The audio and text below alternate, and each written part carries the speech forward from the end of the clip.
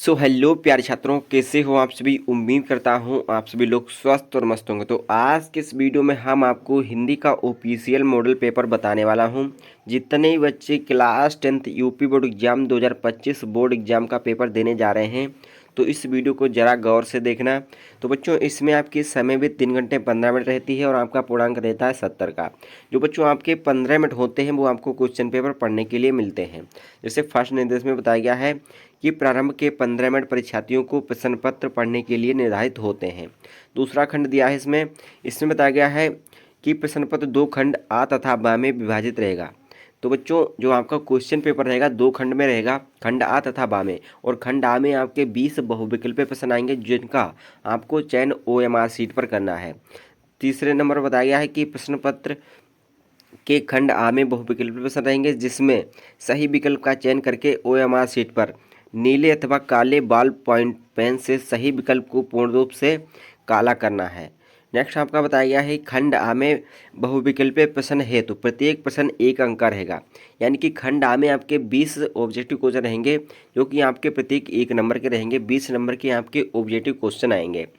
Next बच्चों, आपका बताया गया है कि OMR सीट पर उत्तर अंकित किए जाने के पश्चात उसे काटे नहीं तथा इरेजर एवं व्हाइटनर आदि का प्रयोग ना करें। यानी कि अगर आपने OMR सीट पर वो अपने गोला काला कर दिया है जिसको, तो उसे काटा पीटी ना करें और व्हाइटनर आदि का प्रयोग ना करें, क्योंकि जो आपकी कॉपी चेक होती है वो कंप्यूटर द्वारा चेक होती है। नेक्स्ट बच्चों, आपका बताया गया है कि प्रत्येक प्रश्न के सम्मुख उसके अंक निर्धारित होंगे। यानी कि ये आपका क्वेश्चन 1 नंबर का है तो यहाँ पर आपका लिखा होगा कि 1 नंबर का है।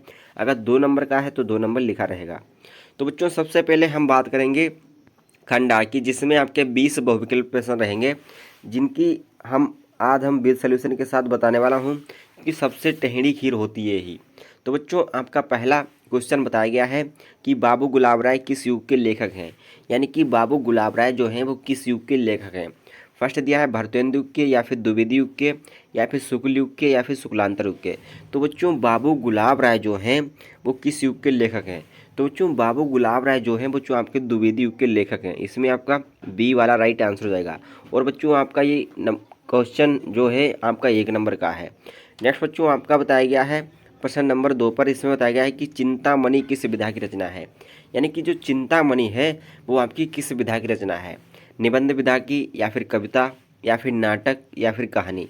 तो बच्चों, चिंतामणि जो है वो आपकी एक निबंध विधा की रचना है। इसमें आपका फर्स्ट वाला राइट आंसर हो जाएगा। ये भी बच्चों आपका 1 नंबर का है। इसके सम्मुख आपको क्वेश्चन के सम्मुख आपको नंबर देखने को मिल जाएंगे कितने नंबर का है।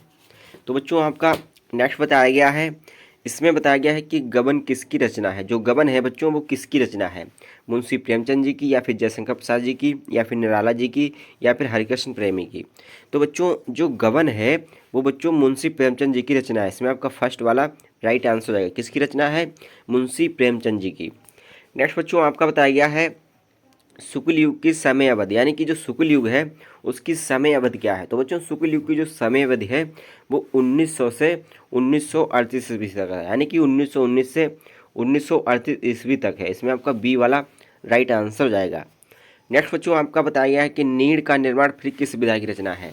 यानी कि नीड़ का निर्माण जो है वो फिर किस विधा की रचना है, जीवनी की, या फिर आत्मकथा, या फिर साक्षात्कार भेंटकर्ता, या फिर रेखाचित्र। तो बच्चों, नीड़ का निर्माण फिर किस विधा की रचना है। तो बच्चों, नीड़ का निर्माण जो है वो जो आत्मकथा विधा की रचना है। इसमें आपका दूसरा राइट आंसर हो जाएगा। आत्मकथा विधा की रचना है नीड़ का निर्माण। नेक्स्ट बच्चों, आपका बताया गया है प्रिय प्रवास किस युग की रचना है। यानी कि प्रिय प्रवास जो रचना है वो किस युग की रचना है। फर्स्ट दिया है द्विवेदी युग की, या फिर भारतेंदु युग की, या फिर प्रगतिवादी युग की, या फिर छायावादी युग की।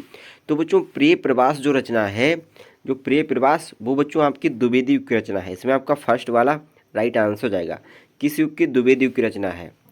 नेक्स्ट बच्चों, आपका बताया गया है कि मधुशाला किसकी रचना है। जो मधुशाला बच्चों रचना है वो किसकी रचना है। फर्स्ट दिया है रामधारी सिंह दिनकर जी की, या फिर हरियोध, या फिर हरवंश राय बच्चन, या फिर सुमित्रंद्र पंत। तो बच्चों, जो मधुशाला रचना है वो किसकी रचना है। तो बच्चों, मधुशाला जो रचना है वो आपकी हरिवंश राय बच्चन की रचना है। इसमें आपका सी वाला राइट आंसर हो जाएगा। नेक्स्ट बच्चों आपका बताया गया है कि भारत भारती किसकी रचना है। जो भारत भारती रचना है वो किसकी रचना है। फर्स्ट दिया है सियाराम शरणगुप्त की, या फिर मैथिली शरणगुप्त की, या फिर जयशंकर प्रसाद की, या फिर महादेवी वर्मा की। तो बच्चों भारत भारती जो रचना है वो आपकी बच्चों मैथिली शरणगुप्त की रचना है। इसमें आपका बी वाला राइट आंसर है। किसकी रचना है भारत भारती, मैथिली शरणगुप्त की। नेक्स्ट बच्चों आपका बताया गया है कि आधुनिक काल कब से कब तक है। तो बच्चों आधुनिक काल जो है वो 1843 से अब तक चल रहा है, यानी कि इसमें आपका फर्स्ट वाला राइट आंसर हो जाएगा। तो बच्चों ये आपका एक एक नंबर के हर ऑब्जेक्टिव क्वेश्चन है जो एक एक नंबर का है, 20 नंबर आपको क्लियर करने हैं। नेक्स्ट बच्चों आपका बताया गया कि मतीराम किस युग के कवि हैं। जो मतीराम हैं वो किस युग के कवि हैं। फर्स्ट दिया आधुनिक काल के, या फिर आदिकाल के, या फिर भक्त काल के, या फिर रीतकाल के। तो बच्चों मतीराम जो है वो आपके रीतकाल के कवि हैं। इसमें आपका डी वाला राइट आंसर हो जाएगा। नेक्स्ट बच्चों आपका बताया गया कि हास्य रस का स्थायी भाव। तो बच्चों हास्य रस का जो स्थायी भाव होता है वो आपका हास होता है, और हास का स्थायी भाव होता है शोक। यानी कि अगर हास्य का पूछा जाए तो हम हास करेंगे। अगर आपका जो हास होता है, हास का जो होता है बच्चों हास होता है, और जो हास का स्थायी भाव होता है वो आपका शोक होता है। अगर हास का पूछ दिया तो शोक कर देंगे। तो इसमें आपका सी वाला राइट आंसर हो जाएगा। नेक्स्ट बच्चों आपका बताया गया है सोह तोड़े पीठ पर श्याम सलोने गात, मालो नील मरसेल आतप प्रयोग प्रकाश। उपयुक्त पंक्तियों में से कौन सा अलंकार है। यानी कि सोह तोड़ी पीठ पर श्याम सलोने गात, ये कौन सी पंक्तियां हैं, इसमें जो पंक्तियां हैं इसमें कौन सा अलंकार है। तो बच्चों ये आपका उत्प्रेक्षा अलंकार है। कौन सा अलंकार है, उत्प्रेक्षा अलंकार है। इसमें आपका बी वाला राइट आंसर हो जाएगा। नेक्स्ट बच्चों आपका बताया गया है रोला छंद में कुल कितने चरण होते हैं। तो बच्चों रोला छंद जो होता है उसमें कुल कितने चरण होते हैं। तो बच्चों रोला छंद में जो आपके कुल चरण होते हैं वो आपके 4 होते हैं। इसमें आपका सी वाला राइट आंसर हो जाएगा। कितने चरण होते हैं, 4 होते हैं। नेक्स्ट बच्चों आपका बताया गया है, इसमें बताया गया है कि आकर्षण शब्द किस उपसर्ग से लिया गया है। यानी कि आकर्षण शब्द है उपसर्ग का, इसमें किस उपसर्ग का प्रयोग किया गया है। तो बच्चों आकर्षण शब्द में अक उपसर्ग का उपयोग किया जाता है, उपयोग किया गया है। इसमें आपका सी वाला राइट आंसर हो जाएगा। नेक्स्ट बच्चों आपका बताया गया कि रचना के आधार पर वाक्य कितने भेद होते हैं। तो बच्चों वाक्य के जो भेद होते हैं वो रचना के आधार पर हो चाहे किसी के भी आधार पर हो, वाक्य हमेशा आपके 3 भेद होते हैं। ये बात आपको ध्यान रखनी है। इसमें आपका डी वाला राइट आंसर हो जाएगा। कितने भेद होते हैं बच्चों, 3 होते हैं। नेक्स्ट बच्चों आपका बताया गया है पीताम्बर में कौन सा समाज होता है। तो बच्चों पीताम्बर में जो आपका समाज होता है वो बहुब्रीहि समाज होता है। इसमें आपका सी वाला राइट आंसर हो जाएगा। कौन सा, सी वाला।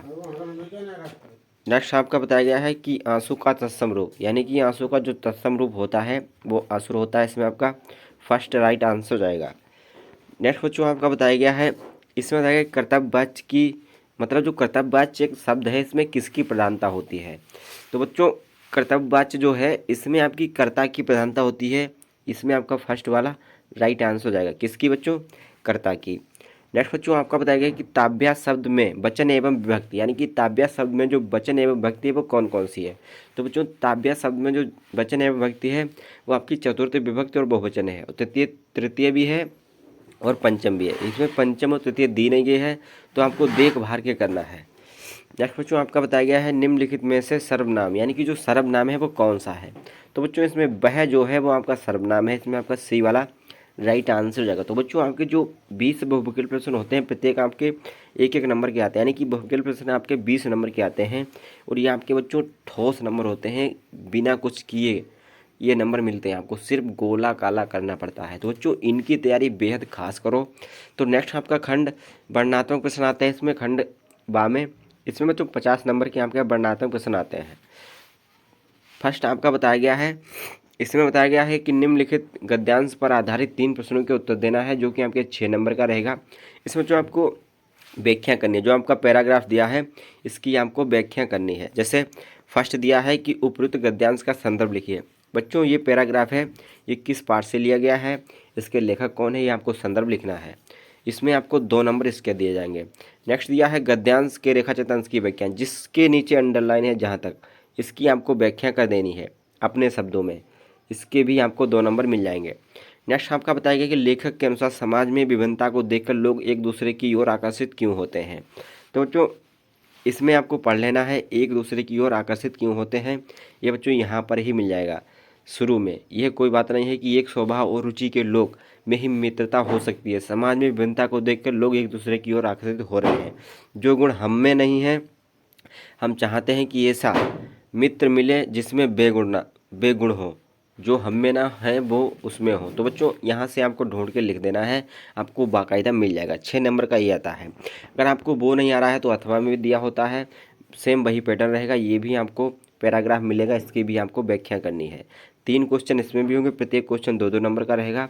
आपको पहले तो संदर्भ लिखना है, फिर एक सेंटेंस की व्याख्या, फिर एक क्वेश्चन दिया होगा कि ममता द्वारा किस कार्य को ईश्वर की इच्छा के विरुद्ध बताया गया है।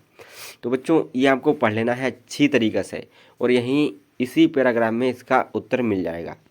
नेक्स्ट आपका दिया गया है, दिए गए पद्यांश में मतलब दिए गए पद्यांश पर आधारित 3 प्रश्नों के उत्तर देना है। यानी कि जो आपका पद्यांश दिया है इसमें से 3 प्रश्न रहेंगे जो कि आपके 2 नंबर के रहेंगे, यानी कि 6 नंबर का आपका ये प्रश्न रहेगा। तो बच्चों इसमें भी वही सेम पैटर्न रहेगा। पहले तो आपको संदर्भ लिखना है, फिर रेखाचित्र की व्याख्या, जो अंडरलाइन है जिसके नीचे इसकी व्याख्या करनी है, फिर उपयुक्त पंक्तियों में से कौन सा अलंकार आपको बताना। अगर आपको वो नहीं आ रहा है तो अथवा में भी दिया रहेगा, इसका भी आप कर सकते हैं। इसमें ये पैराग्राफ रहेगा, इसका भी आप कर सकते हैं। तो बच्चों इसमें भी पहले संदर्भ लिखना है, फिर रेखाचित्र की व्याख्या, फिर ये आपको एक क्वेश्चन इसी से मिलेगा रिलेटेड, तो यहीं से आपको लिख देना है।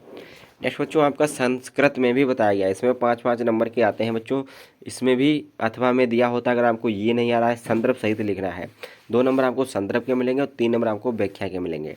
अथवा में भी दिया होता है, आप ये भी कर सकते हैं।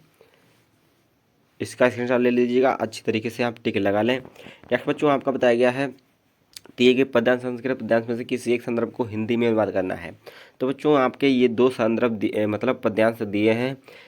श्लोक इसमें आपको किसी भी एक का हिंदी में अनुवाद करना है, 5 नंबर मिल जाएंगे, संदर्भ सहित करना है।